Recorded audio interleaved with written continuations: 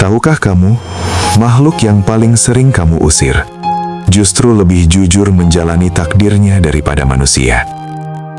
Kalau hatimu tersentak, simpan dan renungkan malam ini. Kita merasa suci, tapi menolak belajar dari yang kita anggap hina. Padahal bisa jadi, yang paling taat pada takdir bukan manusia, melainkan lalat.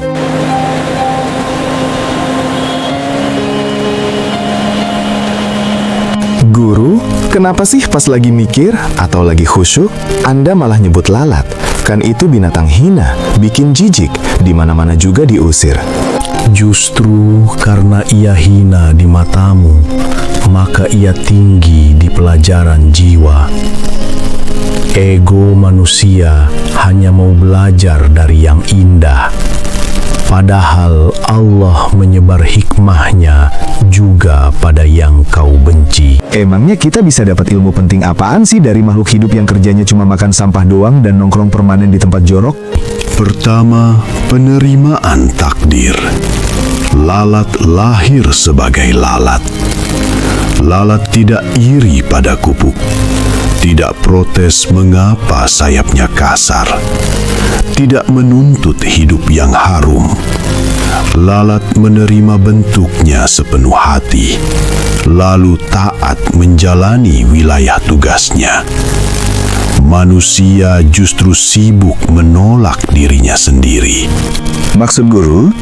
Engkau ingin takdir orang lain, ingin hidup orang lain, ingin wajah, pasangan, nasib, dan jalan yang bukan milikmu. Lalat tidak demikian.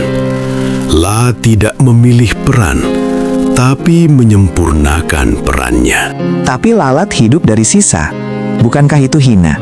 Lalu, Hina di matamu, mulia dalam amanahnya. Allah membagi peran, bukan derajat. Yang engkau jijiki justru menjaga keseimbangan ciptaan. Tanpa lalat, dunia akan busuk oleh sisa yang tak terurai. Sedangkan manusia sering terlihat bersih di luar, namun membusuk oleh ego di dalam.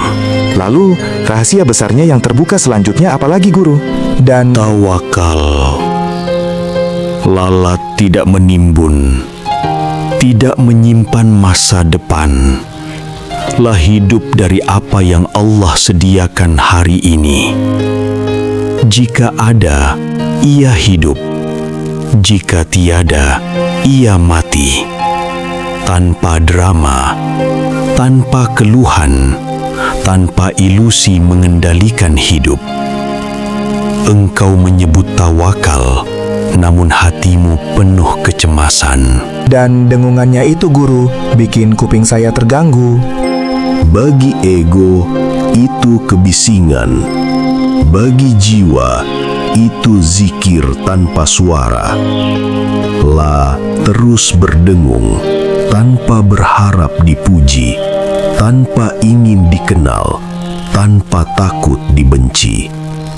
Bandingkan dengan manusia, ibadahnya ingin dilihat, amalnya ingin diakui, doanya ingin segera dibayar. Apakah itu sebabnya manusia sering jauh dari Tuhan? Bukan karena dosanya besar, melainkan karena ia merasa lebih suci daripada pelajaran yang Allah kirim lewat makhluk hina. Siapa menolak hikmah karena pembawanya remeh, sesungguhnya sedang menutup pintu makrifat dengan tangannya sendiri. Jadi, jika lalat hinggap di hadapan saya, usir egomu dulu, bukan lalatnya. Lalu tanyakan pada hatimu, sudahkah aku setulus lalat, menerima takdirku, dan setia menjalani peranku, tanpa banyak tuntutan kepada Tuhan?